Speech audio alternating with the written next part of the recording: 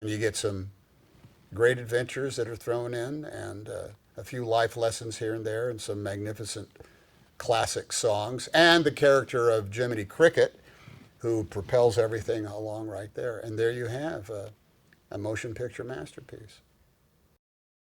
Unless you're kind of extremely well versed in the technological things that are going to happen after the fact, it can really screw you up. You know, you could just not make, you can, like just drowning, just swimming in water or spinning something. There's like, okay, here's what we have to do, Tom. You have some version of, we have to suspend you upside down, which won't look like it when we have it. You have to have a mouthful of this water, then have to spit it right there, but you can't spit it that way. You have to spit it that way. And you have to wait for a very specific moment when you do it.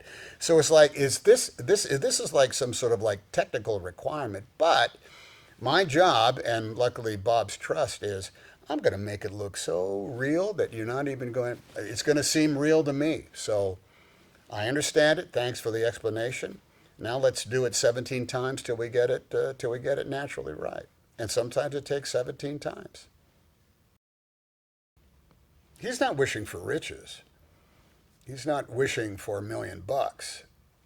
And he's just wishing to be able to love and be loved by a family member. I mean, my Lord, is there a more primal desire of anybody on the planet Earth than what Geppetto goes for? Yeah, I guess you could say, you know, he hopes that he will not live the rest of his days alone, and so therefore wishes to have a real son. That's about as perfect a wish as you're going to have for anything, because it's all about being loved and having someone to love. It's beautiful. It's fabulous.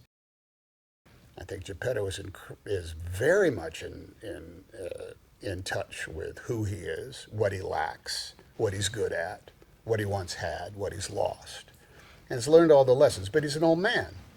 Pinocchio is young, so he's a kid, but he accumulates that knowledge, and out of that knowledge, he knows what is right, what is wrong, and he becomes true to himself by the school of hard knocks.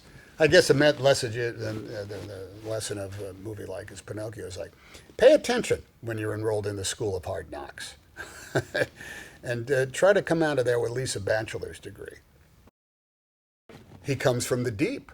That's it. He comes from a deep, deep, dark place. Is he there? Is he not there? You're not really sure. Is he gone away? You have no idea, because that unfathomable depths of the ocean, we have no knowledge of what goes on there. So when he shows up, it's a total surprise, and he's scary, and he's scary because he comes from seemingly nowhere, but actually he's down on his familiar turf. And knowing that you're on his familiar turf, that's scary.